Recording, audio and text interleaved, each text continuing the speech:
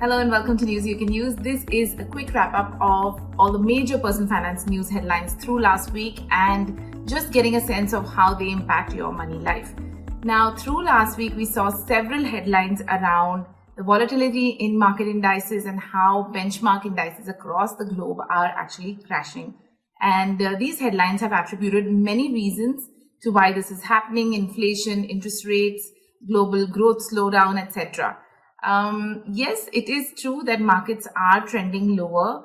However, there is no reason to panic by seeing these large headlines. If you are a long-term investor interested in wealth creation, then you have to take the volatility as part of the journey. Best thing to do is to keep at it little by little and keep up your regular investments.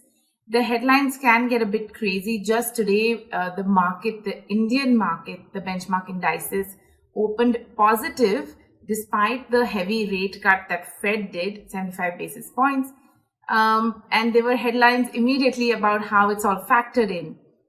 And then as the day progressed, we saw that the market indices actually moved lower and ended, I think, around 2% or more lower. And then, the commentary changed. So your headlines will react to what is happening, but you need to keep your behavior intact and react only to your goals, your long-term financial goals and your wealth creation plans. Okay, so the other headline that caught my eye was that some of the big banks are now increasing their fixed deposit rates. It's not by a lot, 20 to 30 basis points, but nonetheless, you are getting currently negative real returns on your bank fixed deposits, so higher rates are always welcome.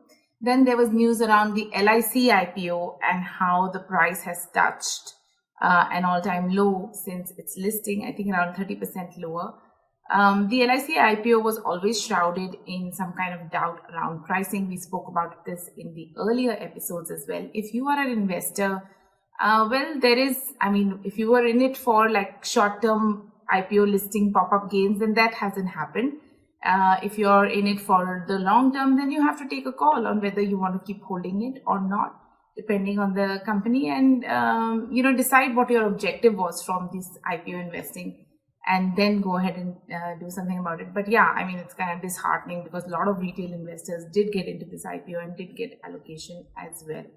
Okay, the last thing I want to talk about is the headline citing crash in crypto prices. Yes, it is happening despite the high inflation that we are seeing. Cryptocurrencies were touted as inflation hedges, but that is not working out.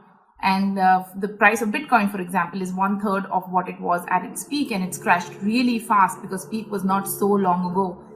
Be careful if you're a crypto investor, and understand that the allocation to such risky assets should always be a very low percentage of your overall portfolio. That's it from me. Hope this was useful for you, and I'll be back next week with News You Can Use and an analysis of all your personal finance headlines. Thank you.